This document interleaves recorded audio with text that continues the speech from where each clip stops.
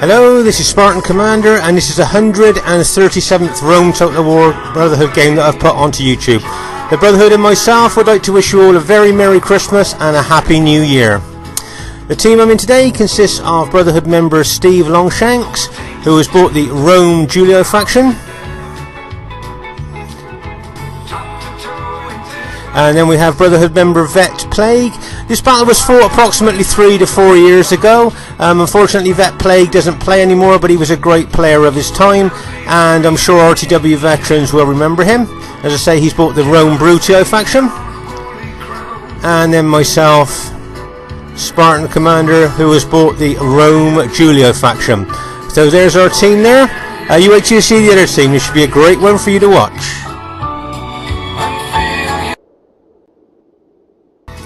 And here is the other team. We have RTW player Fellowship Gimli, who has bought the Rome Scipio faction.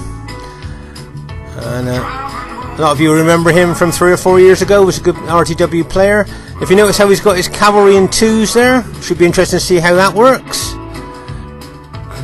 And their next teammate is OTD Pen G4P, who has bought the Rome SPQR faction. As I said, this battle was fought 3 or 4 years ago, and as you know, Penn is a really great RTW player, and it's nice to see him on the RTW battlefield from that time ago. And then their third teammate is King's Marcus.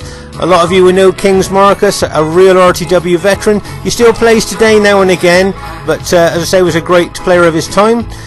And I would just like to draw your attention to his armoured general, and he uses this to great effect to harass and harangue the enemy and really cause a lot of disruption. Be interesting to see how he uses it in this battle.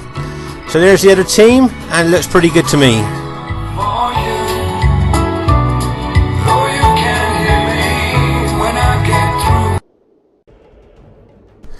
Okay, at this stage of the battle, we can see how Marcus puts his fast-moving armoured cavalry general to good use here.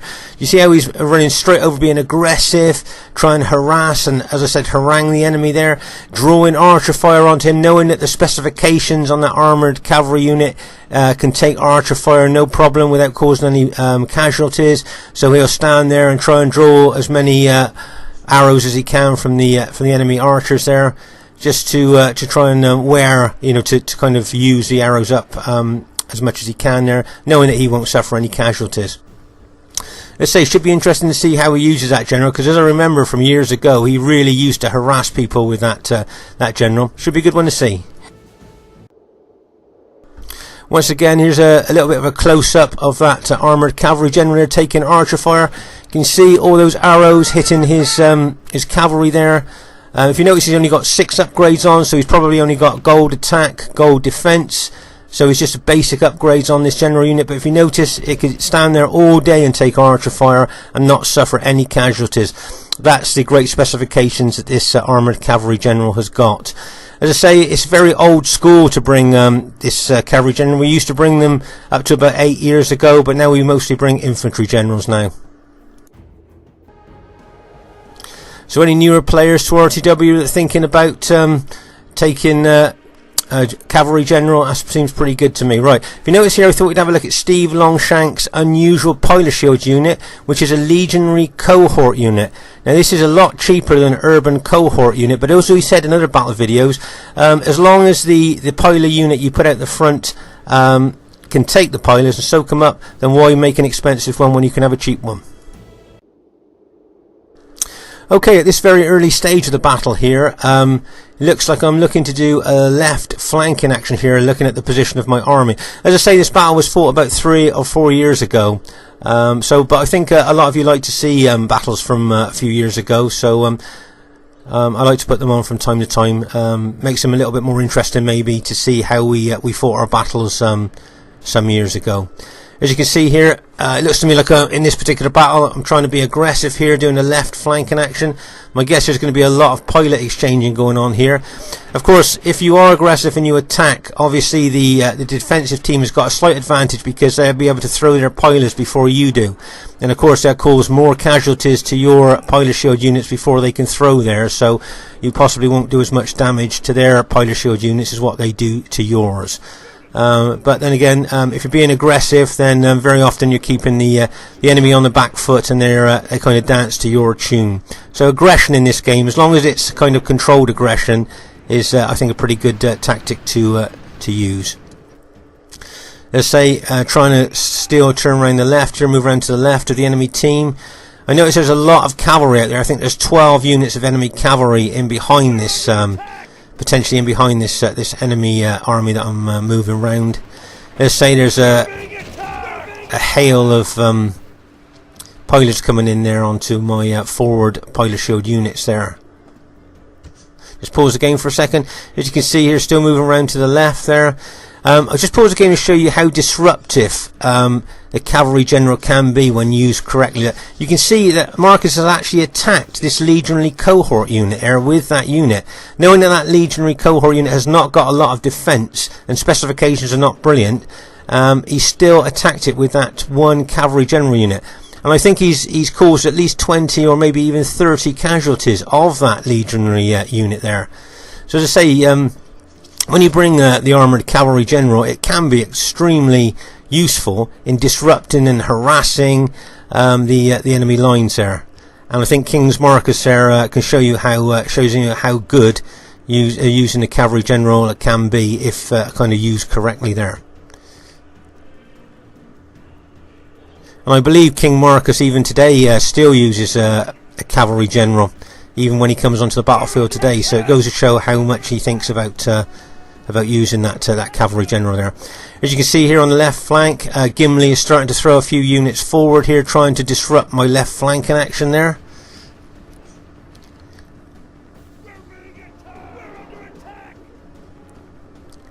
And we're still exchanging some pilots there.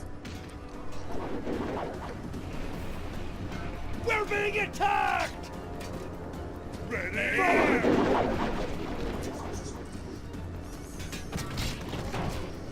We're being attacked! As I say, there's a lot of enemy cavalry in behind that enemy army there, so you have to be careful there. As you can you see Marcus is still using his cavalry general, still harassing and haranguing the enemy, knowing that our heavy cavalry's got no chance of catching him. So as long as he gets in, hits the target that he wants, and gets away before the heavy cavalry can get anywhere near him, he's really using that in a harassing way there. Let's say Conan used to be very good at using his armoured cavalry general as well. It wouldn't surprise me if he charged into the flank of our Brutii ally there. And look, there he goes, charging into the flank, using that cavalry general there, knowing the specifications are so good that he can hit. And I think he just caused about 8 or 9 casualties there to that one unit through hitting it in the flank. Let's say maybe newer players to RTW might try to maybe think about using the armoured cavalry general there. As you can see, it's been used to great effect. But be careful you don't kind of get too confident with it, because you sometimes, maybe the way that you're seeing it being used, you think, oh my gosh, it's almost indestructible. But obviously it can get caught, especially by pilers. If it stands around, it can get to, I think he just lost a couple of units to piler hits there. So if you just if you're not keeping an eye on your cavalry armoured unit and it gets too close to enemy team, you can lose you can use a lot of that unit to pilers. But in general, it's a pretty good thing to as I say, to harass and harangue the enemy and disrupt their movement too. Meanwhile, over here on the left flank, you can see that Gimli has put a couple of units into Testudo there. So by looking at that, my guess is that he's looking quite defensive there. Usually when people go into Testudo, they tend to be having a bit of a defensive tactical thought there. New players to RTW, there's a close-up of Testudo. Can you see how effective it is at stopping missiles from killing the troops there? And this is a real formation used by the Roman army. It was so effective that, as you can imagine, pilers and arrows kind of just bounce off those shields there. So it's a very great defensive formation there, if that's what you want to do. Let's say that's what he's done there. Obviously looking to defend. If you notice our ally here, Vet Plague, He's put all his infantry in testudo, obviously looking to just hold the centre there in a defensive mode.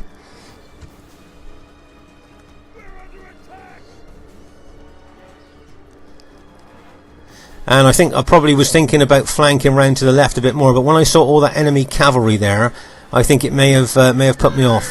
The enemy general is slain, and now there, I think Marcus just got a little bit overconfident with his cavalry general there, and I think he's just lost his general. As I say, that's a great unit for harassing, haranguing and disrupting the enemy team, but sometimes if you get a bit too overconfident with it, you almost feel that it's indestructible. And as you can see there, he's just lost his general. So of course all his infantry now, all their morale will now drop. But it is a great unit to use, and as I say, unfortunately a pop-up has just come up, and it's such a nuisance when that happens. Very sorry about that. It's just come up and stopped the game for a few seconds, just to apologise for that. Let's say, going back to Marcus's cavalry general there, newer players, you might want to give that a try. As I say, you can see how disruptive it is to the enemy troops, and as I say, we used to bring those cavalry generals up to about 8 or 9 years ago. It was just a common thing to do, so you might want to give that a go for something a bit different. As you can see here, King Marcus's archers there are trying to hit Steve's cavalry over there. He's caused a few casualties. I noticed Marcus brought the cheap Roman archers, not the auxiliary archers there. So, and of course, if he can draw the more expensive auxiliary arrows onto him from the enemy, then all the better there. Which is what's happening there, you see. Remember, fire arrows not just cause casualties, but they actually lower the morale of the troops they're hitting there. So I say it's still comparatively early in the battle at the moment, and there's just a general disposition of the armies at the moment. And it'll be interesting to see where this battle actually kicks off, because we've had a bit of skirmishing, a little bit of rumbling here and there, but nothing substantial. So it'll be, as I say, be interesting to see where this battle's actually going to kick off. Should be an interesting once it gets going. Okay, so at this stage of the battle, I've decided to be even more aggressive, and I've moved my army more round to the left, trying to get round, if I could, the rear of the enemy army on my right, on my left there. But right, I'm just going to draw your attention here. Can you see that Steve is moving his Julia army from our right flank towards our left? Let's just pause the game for a second. Okay, now as I say, this battle was fought 3 or 4 years ago, so I'm not sure what the tactics are here, but if you notice that Steve's kind of left the right flank and is moving over to the left flank with me. The only thing I can think of here is that he maybe was thinking that the two of us could take out Gimli, the blue Scipii army there on our left. That's the only thing I can think of why he's running his army over here. Maybe he's thinking the two of us could take out Gimli and turn it into a 2v3 if we were quick enough. But by doing that, he has of course left our right flank kind of a little bit, if you like, in a delicate position there, because Marcus, probably seeing this, probably can't believe what he's seeing and can't believe his luck in a way, because my guess is he's going to bring his Scipii army there into our right flank and attack Gimli. Now Gimli, our Brutii ally there, has got the SPQR army in front of him, the enemy SPQR army in front of him, plus if Marcus comes in from that right flank, poor old Gimli is going to potentially be holding up 2 armies there. As I say, I bet Marcus, when he saw Steve move over, I bet he thought to him, he just couldn't believe his luck, and of course he's starting to move his infantry in there.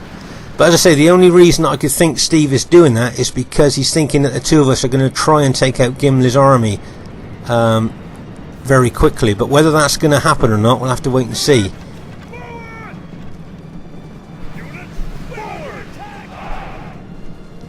I see Vet Plague is adjusting his battle line here to try and adjust for the enemy Scipii team coming in on his right flank there.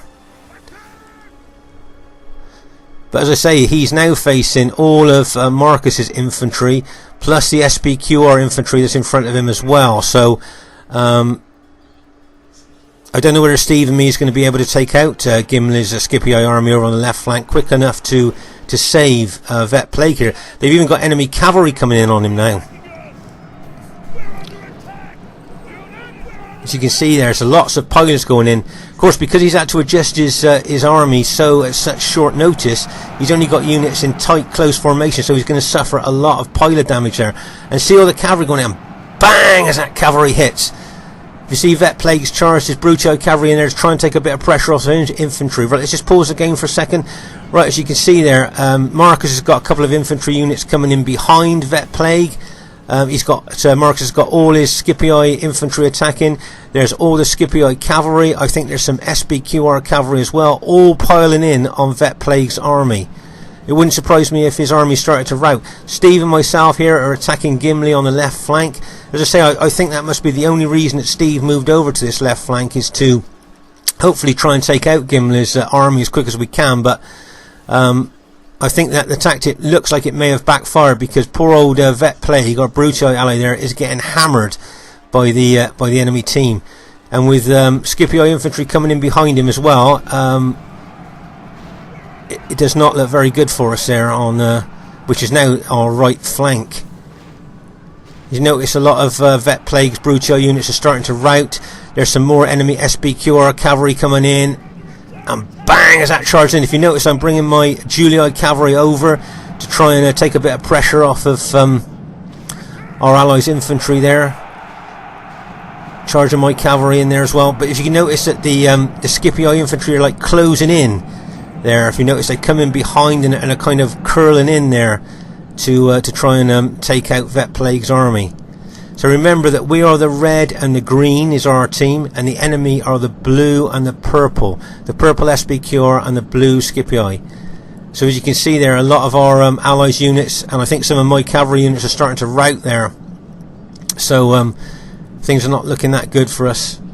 I've sent some of my infantry units over to try and support our flank there. I think I sent my Eagle unit over there as well to try and give some more moral bonus there to our teammate. But as you can see here, remember that the blue and the purple are the enemy team, and it looks like our right flank now is starting to break under all the pressure of all that cavalry. I think there's 18 units of enemy cavalry there that have charged into us. So how long we'll be able to hold, it looks to me like they could roll us up from right to left here.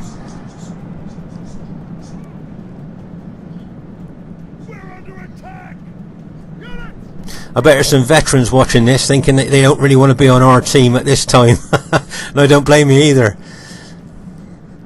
You see Steve's taking his cavalry out there tactically to the right. I'm thinking he's going to think about charging into the rear of the engaged enemy troops there. Vet Plague's thrown his cavalry in again. If you notice, I'm pulling my cavalry back to rally them.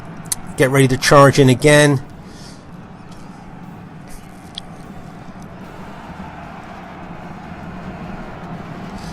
But just to remind you that our team are the red and the green, so you can just look at a glance, see what's happening with the colours, and then the enemy are the blue and the purple there.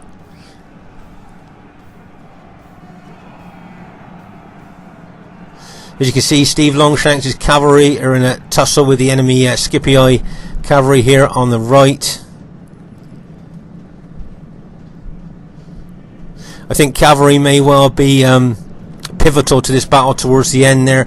As you can see, we're managing to rout a couple of the enemy Scipii units there, but their numbers on our right flank now are beginning to tell, I think.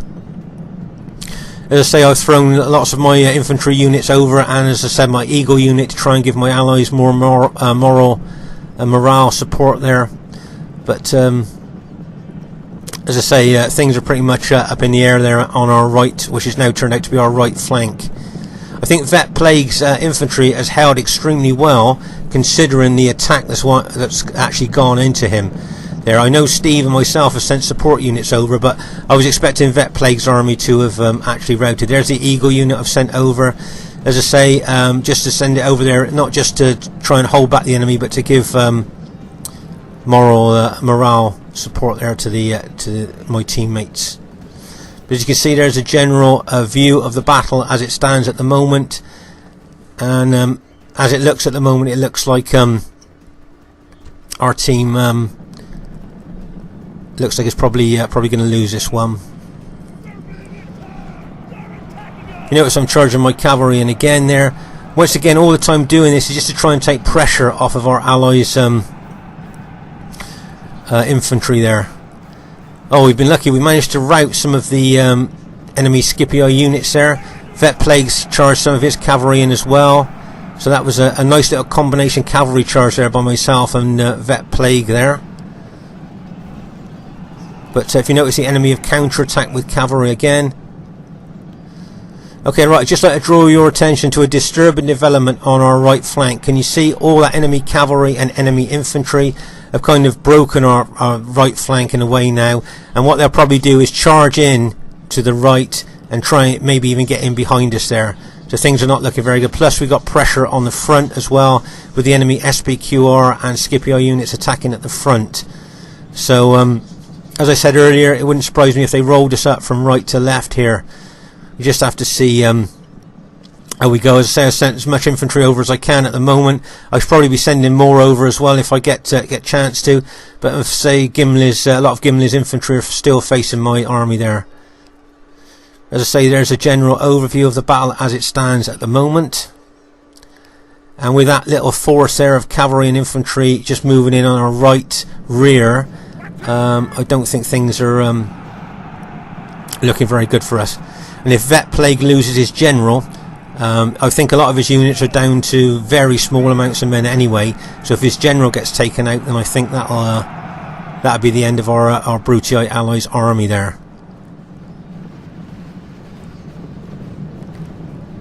I notice Steve's moving more reinforcements over to this side as well.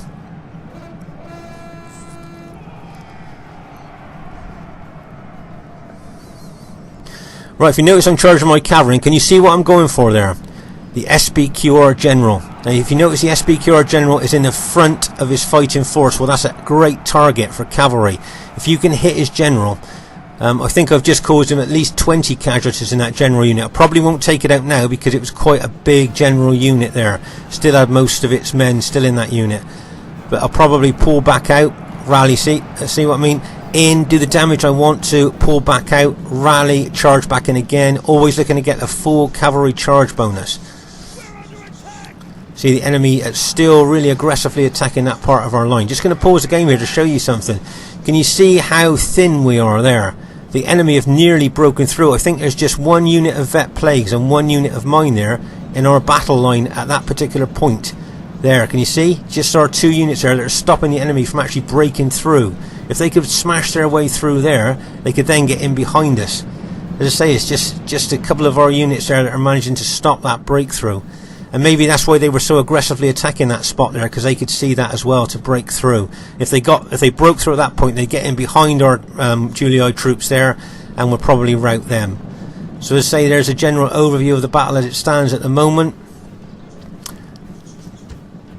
And as I say, it's I don't think it's looking that great for our team, but as the battle unfolds, we'll just have to see exactly what happens. If you notice, I'm charging my cavalry in. I'm probably going for that SBQR General again, trying to cause as many casualties as I can. I've dropped him down to 32 men in that general unit. But if you notice that the enemy Scipii cavalry are counter-attacking my cavalry charge there. Let's say if I could kill that SBQR General, then of course that would lower the morale of his troops, and that's what I keep trying to do there.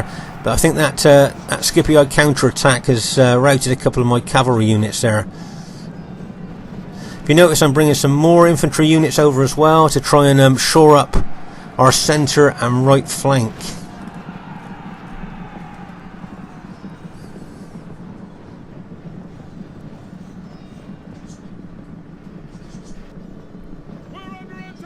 You notice Steve's taken one of his units round to the rear of the enemy team. Nice tactical move there by Steve. Charge into the rear. Right, can you see it? Another Scipii cavalry attack going in there. If you notice, we've thickened our line now. That one place where we were extremely thin, we've thrown in some reinforcements there and have now thickened it to stop it from being broken down. Let's just pause the game for a second. Right, if you notice now, I've brought over the remaining number of my infantry. I've left one Pilot Shield unit there to face Gimli's army, but I've now brought all my infantry over to our centre and right here to try and shore up our centre and right. So that's how desperate things are at the moment. And as you can see, remember the enemy team are the blue and the purple, and we are the green and the red. So just at a glance at the colours there, you can see exactly what's going on there. As you can see there, as I said, I'm bringing over my the rest of my infantry there. Now these are fresh infantry that I've brought over, so I'm hoping that could make a difference against tired, maybe even exhausted enemy troops. Gods be praised. Okay, can you see that the enemy SPQR general has been taken out? I've been targeting him with some of my infantry units as well. Plus, as you saw, I was hitting him with cavalry. So we've now taken out that SPQR general, so we know that his troops' morale will now lower. I would think that most of his troops have been fighting for a long time now, so they're going to be tired or maybe even exhausted. And with their general dead and then their morale dropping, maybe we might be able to turn this battle around here. But as I say, it's all up in the air at the moment. As you can see, Gimli with his Scipio troops are attacking a couple of Steve's units there over on our left flank. What I think I'm going to have to do, I've brought most of my infantry over now, and I think I've got them in probably guard mode there, just to hold our centre and right. But what I probably would like to do then is take them out of guard mode and start attacking. That's probably the best thing to do there. Can you see I've just brought in a cavalry unit into the rear of those engaged Scipio troops there? And just that very damaged cavalry unit has caused a lot of the Scipio infantry to rout. It was just it was kind of like the straw that broke the camel's back there. They were so exhausted that even a weakened cavalry unit managed to rout them. So we've now routed the most of the enemy Scipio troops that were in the centre. If you notice now, I'm starting to move my infantry forward now. Remember that a lot of my infantry that I brought over were fresh, so we're starting to move around. But over on our left flank here, as I say, the enemy Scipio army there is still quite strong, and is starting to rout some of Steve's units. So if you notice there in the centre, we've done very well. We seem to have managed to... Let's just pause again for a second. As I say, over on the left side here, the enemy Scipio army is still quite strong and is still attacking.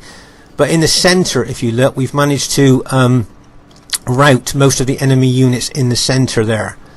And there's a few enemy units over on our right still fighting, but the centre stage area, it looks like we've managed to hold, and then we attacked. So we turned defence into attack and managed to break the enemy in the centre there.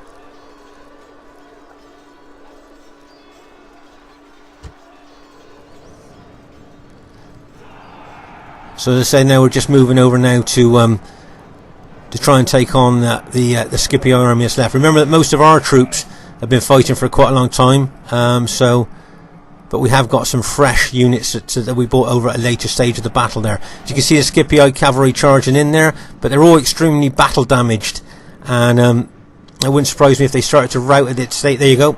You can see some of their units starting to rout there.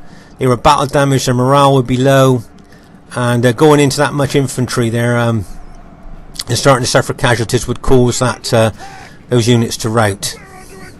Now I always say when things are desperate, you use your archers for alt attack. Now if you notice here, can you see Steve has done alt attack with his archers there? They're going in with their little daggers, their little knives there to attack. And veterans watching this, we all know when things are getting a bit desperate, we start using the alt attack with the archers. As you can see here, we're throwing everything we've got into this final part of the battle. As I say, Steve's alt attack with his archers there, and we're trying to move forward as much as we can to try and take out the last of these Scipio infantry there. If you notice that Vet Plague's moving one of his Brutio units round behind the enemy team, nice move by him there. RTW is not all about smashing in a barricaded front door. Why do that when you can go around the back and you might find the back door unlocked, if you see what I mean, and just go in there and attack from the rear. Steve's throwing more archers in alt attack. As I say, you can always tell when the team needs everything they've got there is when they alt attack with their archers, and that's what we've done there. And if you notice, a lot of the enemy Scipio units are starting to rout now.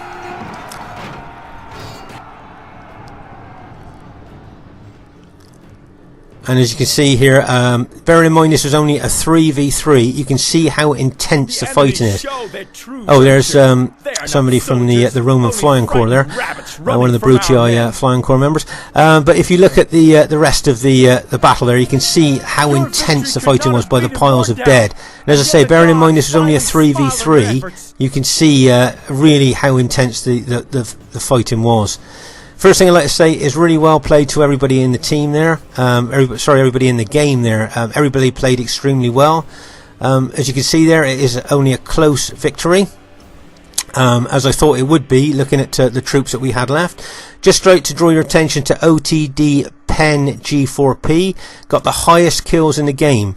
And just to say to newer players, getting the highest kills in the game doesn't necessarily mean you're in the winning team, although obviously most of the time it does. So really well done to him for getting the highest kills there, and really well done to Gimli and Marcus there. I thought Penn, Marcus and Gimli played extremely well there. A nice aggressive attacking play there. And really well done to Steve Longshanks and Vet Plague. I thought they played extremely well too. As I say, it was a close victory. As I say, the Brotherhood and myself would like to wish you all a very, very happy Christmas and hope you have a great 2017. And thanks very much for watching our battle videos. We hope you enjoy them as much as you ever did, and we will continue them into 2017. This is Spartan Commander saying bye for now.